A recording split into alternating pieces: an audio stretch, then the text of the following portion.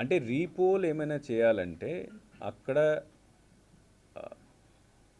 Something should happen that అక్కడ nobody is able to vote. ఇక్కడ ఏం జరిగింది అంటే కొన్ని మిగతా చోట్ల కూడా ఏం జరిగింది అంటే బ్యాలెట్ యూనిట్ లేదా కంట్రోల్ యూనిట్ లేదా వీవీప్యాట్ని డ్యామేజ్ చేశారు. డ్యామేజ్ చేసిన తర్వాత ఓట్ ఎక్కడ ఉంటాయి? ఓట్ కంట్రోల్ యూనిట్లో ఉంటాయి. కంట్రోల్ యూనిట్లో చిప్ ఉంటుంది.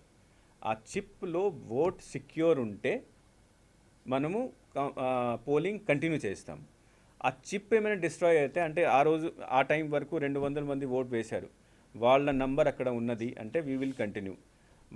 ఆ డేటా పోయింది, దెన్ రీపోల్కి వెళ్ళాలి. ఇక్కడ అన్ని చోట్ల కలెక్టర్ సర్టిఫై చేశారు, బెల్ ఇంజనీర్ వెళ్ళి చూశారు, సర్టిఫికేట్ ఇచ్చారు. అంటే ఆ టైం వరకు వచ్చిన ఓట్ అన్నీ భద్రంగా ఉన్నాయి. అండ్ దెన్ దీని తర్వాత half an hour 1 hour gap వచ్చిన తర్వాత కొత్త మషిన్ పెట్టేసి ఆ మషీన్లో కొత్త ఓట్ నమోదు చేయడం జరిగింది. That is also secure. మేము ఆల్రెడీ పెట్టేశాము, మన స్ట్రాంగ్ రూమ్లో కౌంటింగ్ జరుగుతుంది.